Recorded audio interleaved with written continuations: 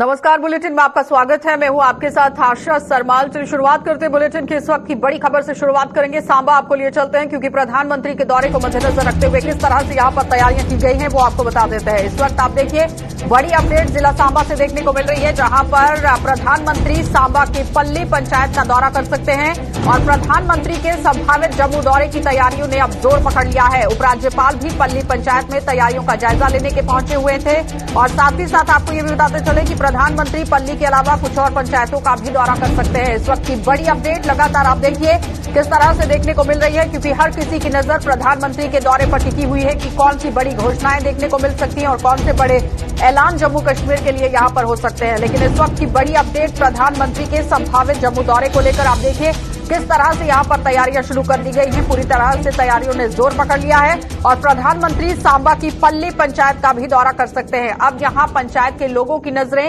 ज्यादा तौर पर आप देखिए किस तरह से यहां इस दौरे पर टिकती हुई नजर आ रही हैं। उपराज्यपाल भी पल्ली पंचायत में तैयारियों का जायजा लेने के लिए पहुंच चुके हैं और पूरी तरह से जायजा लेने की कोशिश हो रही है और प्रधानमंत्री पल्ली के अलावा कुछ और पंचायतों का भी दौरा करेंगे। लेकिन सबसे पहले आप तस्वीरें देखिए किस तरह से आज उपराज्यपाल पहुंचे हुए हैं और हर एक तैयारी का यहां पर जायजा लेने की कोशिश हो रही है। पूरी तरह से सुरक्षा व्यवस्था किस तरह से चाक चौबंद रखनी है, इस पर भी मंथन और उसके साथ ही लोगों के बैठने के लिए किस तरह से इंतजामात यहां पर किए गए हैं, उसका भी पूरी तरह ब्यौरा जुटाने की कोशिश हो रही है। इसी पर ज्यादा जानकारी के लिए ऋषि खजूरिया हमारे साथ जुड़ चुके हैं। ऋषि, जिस तरह से प्रधानमंत्री का दौरा अहम माना जा रहा है जम्मू कश्मीर केंद्र शासित प्रदेश के लिए, लेकिन अगर पल्ली के अंदर पहुंचते हैं तो क्या लगता है कौन सी बड़ी घोषणाएं हो सकती हैं? लेकिन सबसे पहले ये बताइए जिस तरह से तैयारियां चल रही हैं क्या कुछ देखने को मिल रहा है?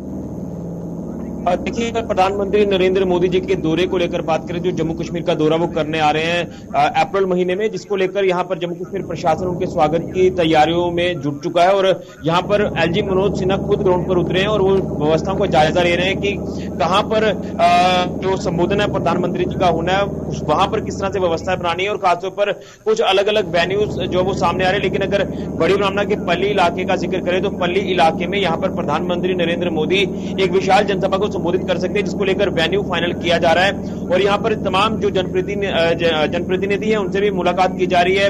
और यहां पर जिस तरह से बताया जा रहा है कि अगले महीने में पंचायत दिवस कार्यक्रम में यहां पर हिस्सा लेंगे प्रधानमंत्री और पंचायत के लोगों से बातचीत करेंगे, तमाम जनप्रतिनिधि नुमाइंदों से बात करेंगे और लोगों का यहां पर लोगों के साथ मेल मिलाप भी करेंगे, जिसको लेकर ये तमाम व्यवस्थाएं बनाने में प्रशासन जुट चुका है, जिसमें प्रशासनिक अमला, जिसमें डिप्कॉम जम्मू, राघव लंगर, तमाम जो पुलिस के आला अधिकारी हैं वो भी क्या लगता है कि प्रधानमंत्री जब जम्मू कश्मीर के दौरे पर पहुंचेंगे और जब आम जनता को संबोधित करेंगे कौन कौन से बड़े ऐलान देखने को मिल सकते हैं, घोषणाएं कौन सी रह सकती हैं?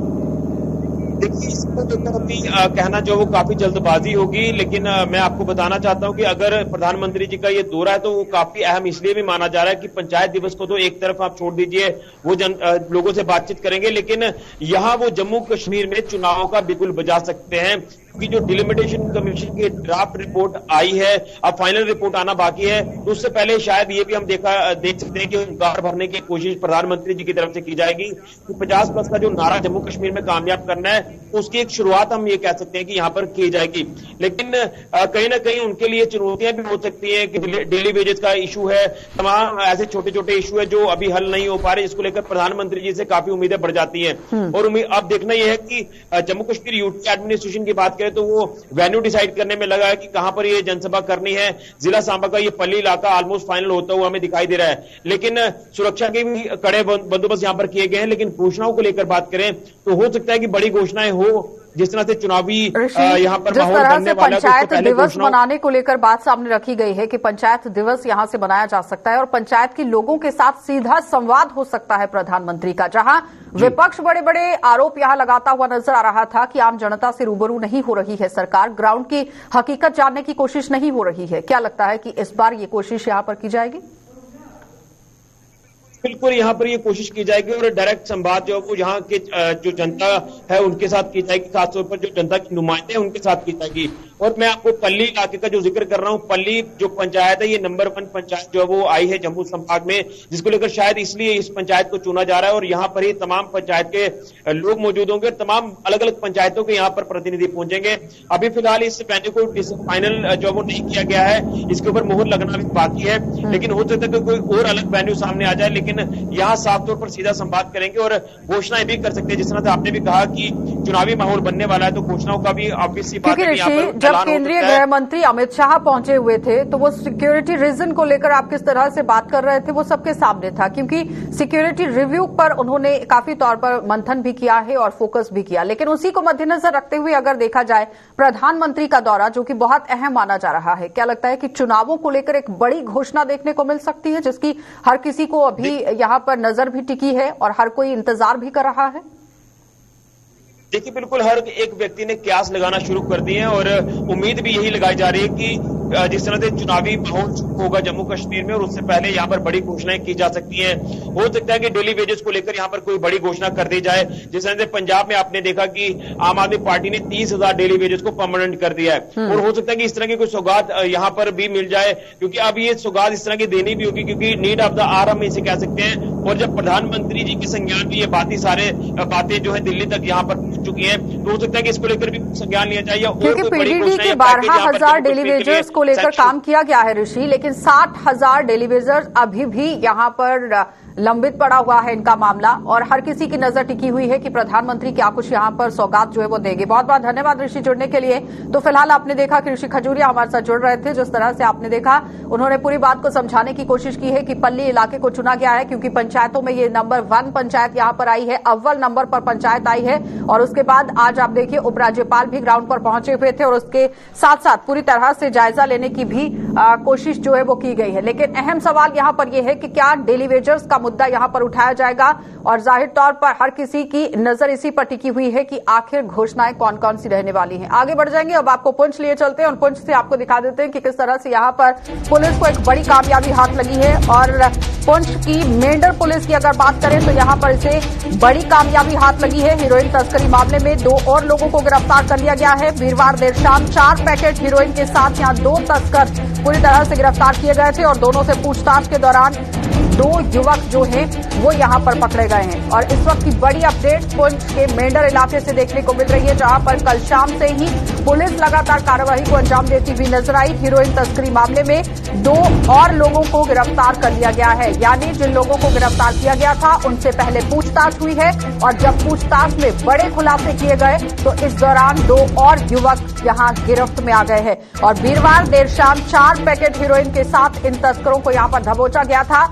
और मेंढर पुलिस को ये बड़ी कामयाबी हाथ लगती हुई नजर आ रही है, क्योंकि नशे की वजह से युवा जो है वो किस रास्ते पर जाता हुआ नजर आ रहा है, ये बहुत बड़ा सवाल बन रहा था। लेकिन कहीं ना कहीं जम्मू कश्मीर पुलिस इस पर काम करती हुई नजर आ रही है। जमशेद मलिक हमारे साथ जुड़ चुके हैं। जमशेद, जिस तरह से कल एक बड़ी कामयाबी मेंढर पुलिस को हाथ लगी है, लेकिन पूछताछ के बाद बड़े बड़े खुलासे सामने आए, आगे की क्या कुछ कार्रवाई चल रही है? जी गुरु जी, बिल्कुल कल शाम को ही जिस तरह हमने देखा था कि मेंढर पुलिस ने 4 किलो ड्रग्स के साथ कुछ 2 लोगों को हिरासत में लिया था और जिन दोनों लड़कों का ताल्लुक राजौरी के मंजाकोट से था और इसी की बुनियाद पर पुलिस ने 2 लोगों को और अब गिरफ्तार किया, दोनों का ताल्लुक मेंढर से है। और बड़ी बात इसमें यह देखने को मिली, जो टाटा मोबाइल पुलिस ने रिकवर की जिससे ये ड्रग्स बरामद की गई थी, इस टाटा मोबाइल पे सेना के लोगो लगाए गए थे जिनका इस्तेमाल इन लोगों की तरफ से किया जा रहा था क्योंकि पुलिस को चकमा देने के लिए।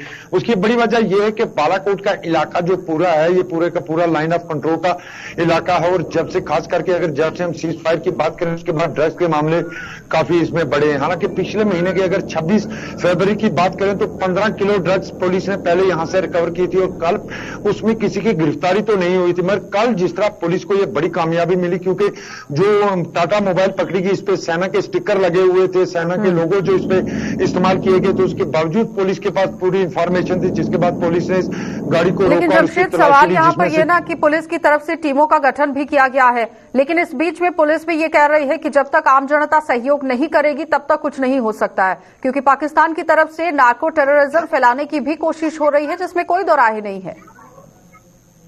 बिल्कुल गुरु जी, अगर लोगों की बात करें तो आप खास करके राजौरी पुंछ का जो युवा पीढ़ी थी जो इसमें काफी इन्वॉल्व हो चुकी थी, उसमें काफी अब सुधार भी देखने को मिल रहा है, मगर जो स्मगलिंग का सिलसिला है वो काफी पैमाने पर जरूर बढ़ा है, खास करके लाइन ऑफ कंट्रोल के नजदीक है। खास करके उस टाइम से जब से सीज फायर हुआ उसके बाद ये सिलसिला काफी बड़ा हुआ है, क्योंकि जिस तरह मैं बता रहा हूं कि पिछले महीने 26 तारीख को भी 15 किलो हीरोइन पकड़ी गई और कल फिर दोबारा 4 किलो हीरोइन के साथ 2 लोगों को गिरफ्तार किया। उनके कहने पर 2 लोगों की और गिरफ्तारी हुई हुई है, मगर जिस तरह अब मेंढर पुलिस की तरफ से कार्रवाई की जा रही है, इससे यह लग रहा है कि अब ये पूरा नेटवर्क जो है इसको खंगाला जाएगा और इसको गिरफ्तार किया जाएगा। क्योंकि इससे पहले जब भी ड्रग्स लाइन ऑफ कंट्रोल से पकड़ी गई तब भी पकड़ी गई, किसी जगह पाई गई वहां से उठाई गई और किसी की गिरफ्तारी नहीं हुई। मगर इस बार मेंढर पुलिस की तरफ से जरूर कार्रवाई लगातार देखने को लेकिन मिली। जड़ों तक पहुंचने की जरूरत है जमशेद, क्योंकि महज ये सिर्फ तस्कर हैं और इनके पीछे कौन लोग हैं, कौन इनके आका हैं, किनके कहने पर ये लोग काम कर रहे हैं,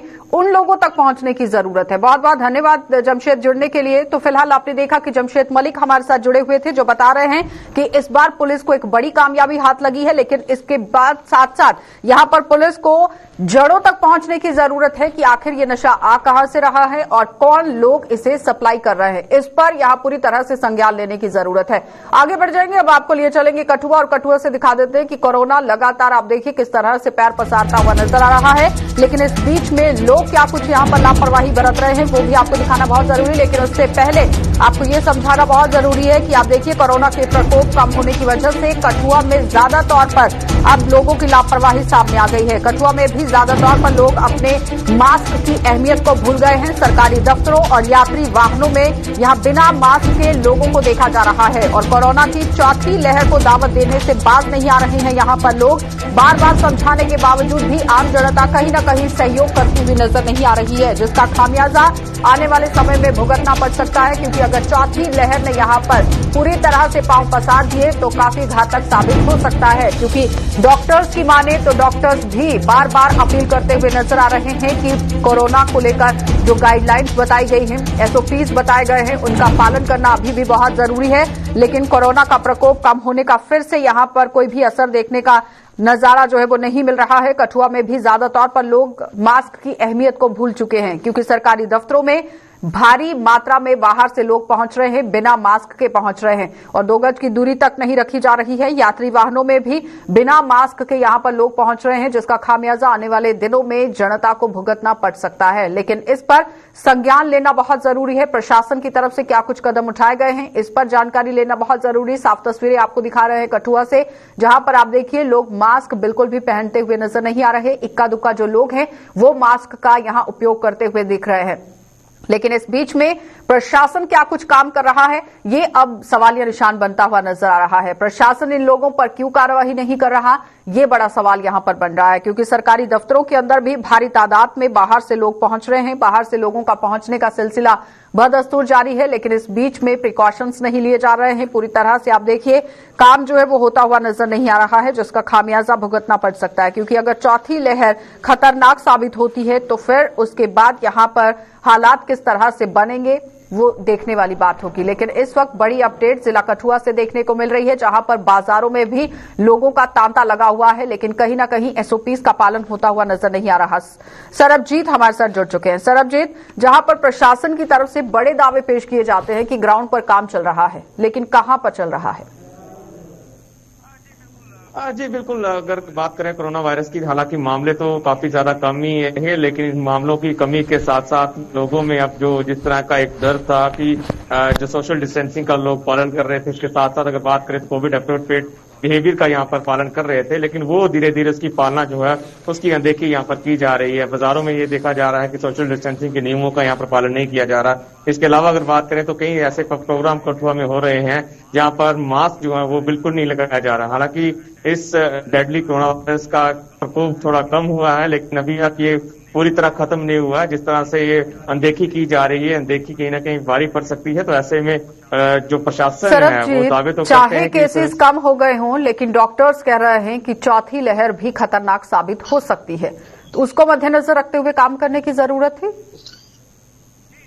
जी निश्चित तौर पर अगर बात की जाए तो कोविड अप्रोप्रिएट बिहेवियर का पालन करने के लिए हर समय समय पर प्रशासन की अगर बात करें या सरकारों की अगर बात करें, यूटी एडमिनिस्ट्रेशन के साथ साथ केंद्र की सरकार भी समय समय पर लोगों को चेताया जाता है।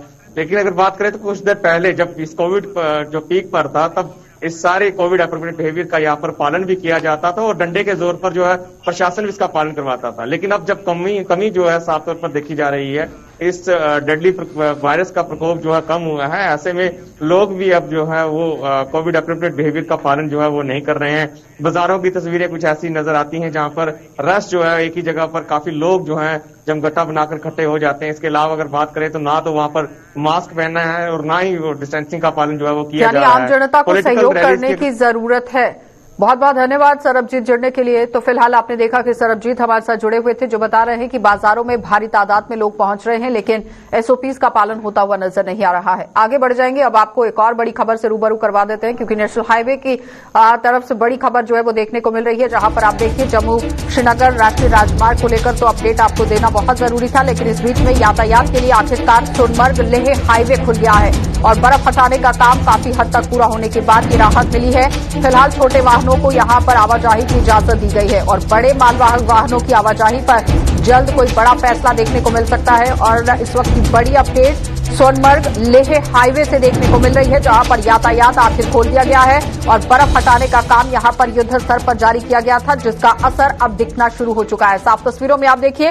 किस तरह से सोनमर्ग लेह हाईवे को आज यहां खोल दिया गया। लोगों को काफी परेशानियां झेलनी पड़ रही थी, लेकिन आम जनता को अब राहत की सांस है। फिलहाल छोटे वाहनों को इजाजत दी गई है और बड़े वाहनों के लिए बहुत ही जल्द फैसला सामने आ सकता है। सलीम वानी हमारे संवाददाता हमारे साथ जुड़ चुके हैं। सलीम, जिस तरह से लोगों को काफी परेशानियां हो रही थी सोनमर्ग और लेह हाईवे बंद होने की वजह से, आज उन्हें कहीं ना कहीं राहत जरूर मिली है।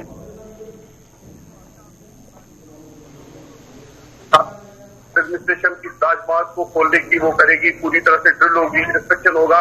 तो आज सुबह जो deputy commissioner Ganderbal critical division SSP Ganderbal Nikhil Borkar ने फ्लैग ऑफ करके 6 बजे सुबह आज गाड़ियों को लेह की तरफ रवाना किया गया। और इन गाड़ियों में छोटी गाड़ियां हैं जो पैसेंजर व्हीकल्स है और जो स्पेशल कमोडिटी की गाड़ियां हैं, इसमें फ्रूट, सब्जी, गैस सिलेंडर, अदर मतलब चीज, सब गाड़ियों को श्रीनगर से सोनमर्ग से 6 बजे के करीब फ्लैग ऑफ किया गया। और उन गाड़ियों को भी ये भी बताया गया कि तेल को साथ रखना है और 2-3 दिन तक अब ये ड्रिल रहेगी। उसके बाद जो बड़ी गाड़ियों को उसके बाद ही इजाजत मिलेगा। और आज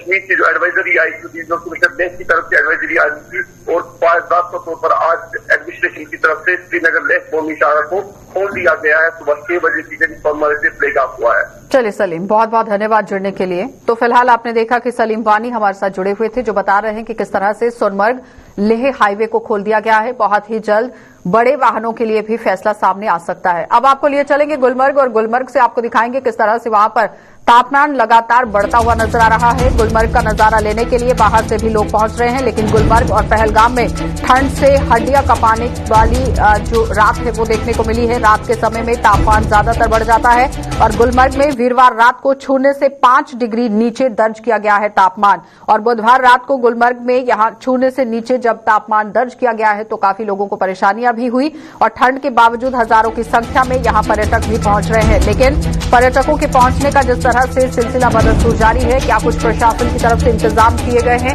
इस पर भी गौर फरमाना जरूरी, क्योंकि इवेंट्स का भी आयोजन किया गया था गुलमर्ग के अंदर और भारी तादाद में पर्यटक बाहर से यहां पर पहुंच रहे थे, जिसकी वजह से जिन लोगों का कारोबार रुका हुआ था वो कहीं ना कहीं पटरी पर लौटता हुआ नजर आया। कल भी आपको एक रिपोर्ट दिखाई गई थी जिसमें दिखाया गया कि इवेंट्स का आयोजन किया गया टूरिज्म डिपार्टमेंट की तरफ से, लेकिन अब यहां पर मौसम के हवाले से अपडेट लेना भी बहुत जरूरी है कि आखिर गुलमर्ग और पहलगाम के अंदर किस तरह से मौसम बना हुआ है, क्योंकि साफ तस्वीरों में अगर आप देखेंगे तो खूबसूरत वादियां कश्मीर की देखने को मिल रही हैं। इशफाक डार हमारे संवाददाता हमारे साथ जुड़ चुके हैं। इशफाक, गुलमर्ग और पहलगाम दोनों खूबसूरती के लिए जाने जाते हैं, लेकिन तापमान को लेकर अगर बात करें तो रात के समय में बहुत ज्यादा बढ़ जाता है। किस तरह से वहां पर पूरा काम हो रहा है? बिल्कुल अर्जुन मैम, जिस तरीके से हम सैयदगाम गुलमर्ग की बात करें, सैयदगाम गुलमर्ग में रात के दर्जात में जो है बेशक जो है नुमाया आज रात को रिकॉर्ड की गई। अगर हम सैयदगाम गुलमर्ग के साथ वहां पर भी जो तापमान है उसमें आज जो है बिल्कुल एक बार फिर गिरावट देखी पहलगाम है यहाँ पर होती है, लेकिन शाम ठहर गई है यहाँ पर सर्दी है उसमें काफी इजाफा मौजूद है। बिल्कुल, मैं ग्राउंड जीरो पर इस वक्त मौजूद सैयदगाम गुलमर्ग के दामन में और बर्फीली पहाड़ियां जो है इनके दामन में मौजूद। क्या वहां पर कोई कार्यक्रम चल रहा है इशफाक? दिखाइए जरा क्या चल रहा है वहां पर, क्योंकि टूरिज्म डिपार्टमेंट की तरफ से पर्यटकों के लिए काफी उम्दा कदम वहां पर उठाए गए हैं। सयाहों के लिए जो उम्दा कदम यहाँ पर सिक्किम के लिए उठाए जा रहे हैं और साथ साथ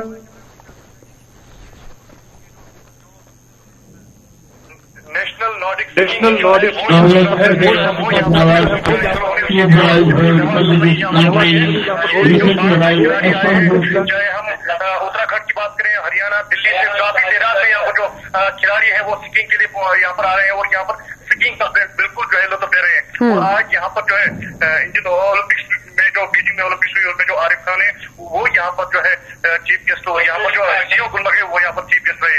इन खिलाड़ियों को जो है हौसला अफजाई करने के लिए वो सैनिक गुलमर्ग को पहुंच। इशफाक, जो लोग बाहर से यहाँ पर पहुंचे हुए हैं, जो लोग टूरिस्ट हैं, उनसे कोई बातचीत हुई है? उनका क्या कुछ कहना था?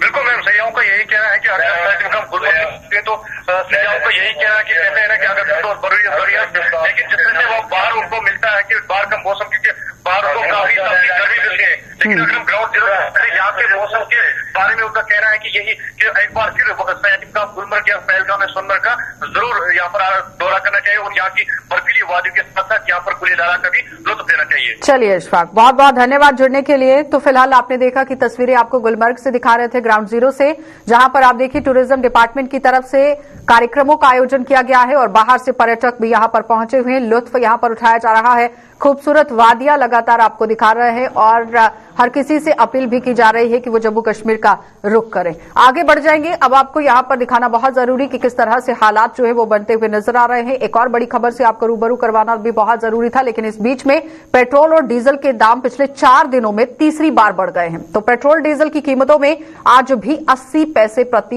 यहां पर लीटर के हिसाब से इजाफा हुआ है, जिससे देश का मध्यम वर्ग सख्ते में आ गया है। और देश के 5 राज्यों में विधानसभा चुनावों के संपन्न होते ही पेट्रोल डीजल के दाम बढ़ने शुरू हो गए हैं, जिससे लोग सरकार से बेहद खफा नजर आ रहे हैं। सर मेरी जेब मैंने जितने भी आम जनता हर एक की जेब में इसका असर पड़ा है। पेट्रोल के दाम, जबकि इलेक्शन का दौर था, उस समय जो है सरकारें लगातार पेट्रोल के दाम में गिरावट की गई है।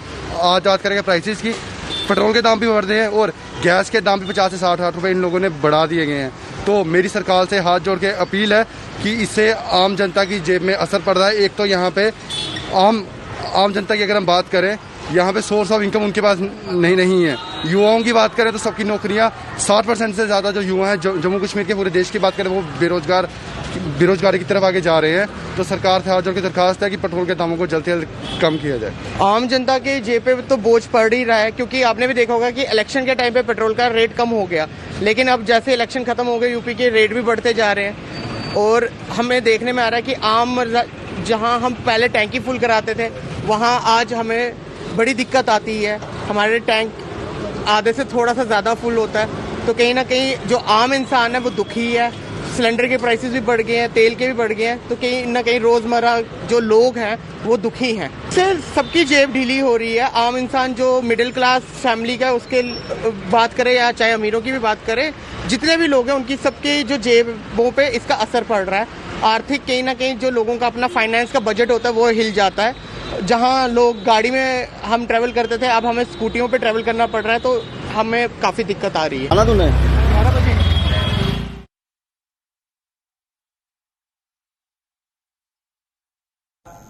तो जम्मू कश्मीर शिक्षा बोर्ड की 12वीं की परीक्षाएं आज से शुरू हो गई हैं और परीक्षा के आयोजन के लिए जम्मू संभाग में 500 से भी ज्यादा परीक्षा केंद्र बनाए गए हैं, जहां करीब 45,000 बच्चों की ऑफलाइन परीक्षाएं ली जा रही हैं। परीक्षा केंद्रों को सैनिटाइज करवा दिया गया है, जहां पर कोविड नियमों का सख्ती के साथ पालन किया जा रहा है और नकल को रोकने के लिए शिक्षा विभाग द्वारा पुख्ता बंदोबस्त कर दिए गए हैं और परीक्षा केंद्रों के आसपास धारा 144 लागू कर दी गई है। आज पहले दिन चूंकि ऑपरेशन नहीं है, ऑप्शनल विषय है, इसका पेपर था, लिहाजा बहुत कम बच्चे ही परीक्षा केंद्रों में दिखे हैं। यहाँ हमारे पास काफ़ी मेजर अरेंजमेंट है एग्ज़ाम के लिए। गवर्नमेंट के काफ़ी एग्ज़ाम्स यहाँ कंडक्ट किए जाते हैं। अप्रॉक्सीमेटली 250 से 300 बच्चे यहाँ एट ए टाइम 1 सिटिंग में यहाँ बैठ के एग्ज़ाम दे सकते हैं। आज ऑप्शनल पेपर्स हैं, जो बच्चों का ऑप्शनल पेपर रहते हैं वो आज वही एग्जाम है ऑप्शनल पेपर का। हमने पूरा अरेंजमेंट कर रखा बच्चों के लिए, जो उनकी सहूलियत के लिए किया जाएगा, जो उनकी जरूरतें होंगी वो भी पूरी की जाएंगी। बाकी बच्चों ने ही अपने आप को खुद मेंटेन रखना है कि कैसे कोविड के समय चल रहा है कि अपने आप को कैसे इन चीज़ों से दूर रखना है। ये कम ही बच्चे हैं, 5 बच्चे हैं ये। ऐसे तो 89 का स्टैंडर्ड है ये, लेकिन ये ऑप्शनल सब्जेक्ट होता है तो कुछ ने लिया है, कुछ ने नहीं लिया होता, इसलिए आज कम आए हैं बच्चे, 5 बच्चे हैं। चलिए, बुलेटिन में फिलहाल इतना ही। देश और दुनिया की खबरों के लिए आप बने रहिए गुलिस्तान न्यूज के साथ।